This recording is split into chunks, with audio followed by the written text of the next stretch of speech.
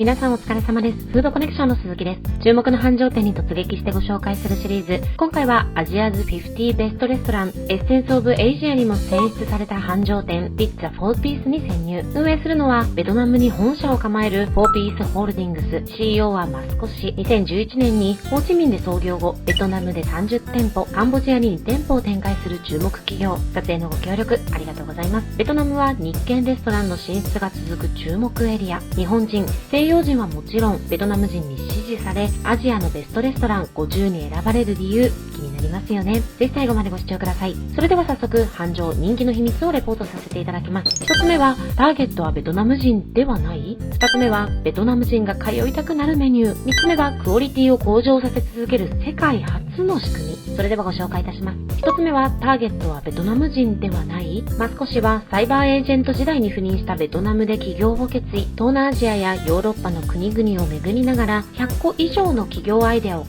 え検討する中、2005年に自宅の庭にピザ窯を作り、みんなに喜んでもらったことを思い出し、自分が一番ワクワクしたことを事業として展開することに。ベトナムはバインミーを食べるイコールパン文化があり、なおかつ当時ピザハットやドミノピザが伸びており、今後本格的なピッツァ需要が伸びることを確信し、ピッツァ業態での開業を決意。1号店は日系飲食店が当時20軒以上出店していたレタントンエリア。家賃を抑えるために裏通りのドン付きに出店。30坪30席、家賃は$1000、内装費は約500万円。オープン直後の客層は日本人が 90%、その後日本人が西洋人を、西洋人がベトナム人を連れ、現在はベトナム人が 80% 以上に。ベトナム人に合わせることはせず、もちろん日本人に合わせることもせず、デザイン、食器、食材、ピザ、価格設定をグローバル基準を意識した結果、ベトナム人に支持されるお店になったそう。ちなみに1号店の最高月間売上は1000万円。その後、1号店の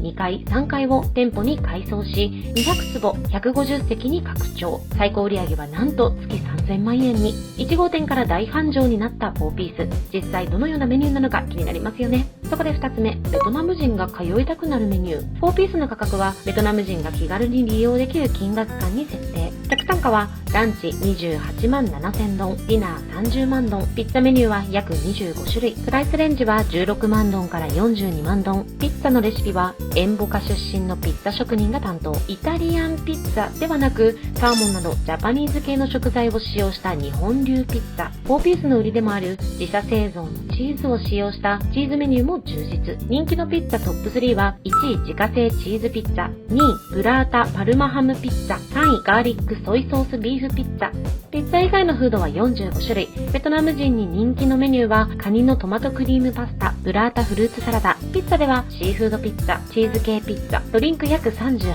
種類、ワインが約36種類、ビール、ソフトドリンク、カクテルで3万6000ドンから13万ドン、ワインはボトルで50万ドンから250万ドン。4ピースに来店するベトナム人はお酒を飲まず、人気トップ3は全てソフトドリンク。新メニューは日本&ベトナム人のコアメンバーが点数をつけメニュー化。自分たちが美味しいと思う料理のみを提供。30店舗以上展開する4ピースは全て100坪80席以上の大箱ばかり。店舗クオリティを維持できる理由、気になりますよね。そこで3つ目、クオリティを向上させ続ける仕組み。4ピースが導入する最新の仕組みを2つご紹介。1つ目は自社開発のピッツァチェックシステム。厨房にカメラがあり、ピッツァを自動認識し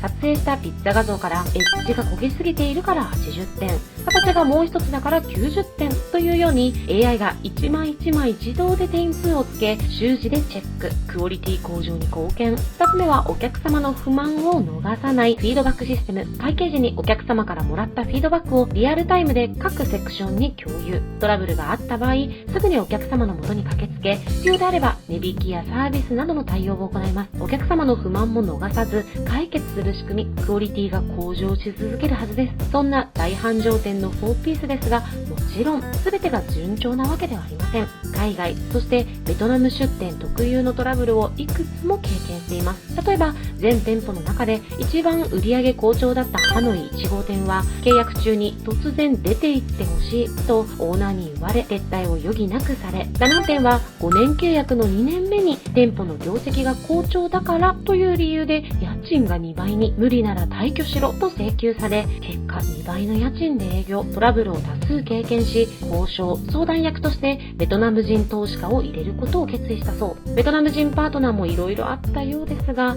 今回は割愛。ちなみに現在はクールジャパンファンドが出資。最後にこちらも注目のポイントは、4ピースの教育、そして評価システム。スタッフのほとんどはベトナム人。文化や考え方が違うスタッフと同じ方向を向いて仕事をするのは想像以上に難しいですよね。例えば、ハノイはレストランで働くことを好まない文化で、採用するハードルが高い上にレストラン勤務に不慣れなスタッフが多く、仕事の難易度も高いためすぐに辞めてしまう人も。2022年の離職率は 43%、 定着率を上げることが現在の課題で、解決策として研修期間中の経験を向上させ、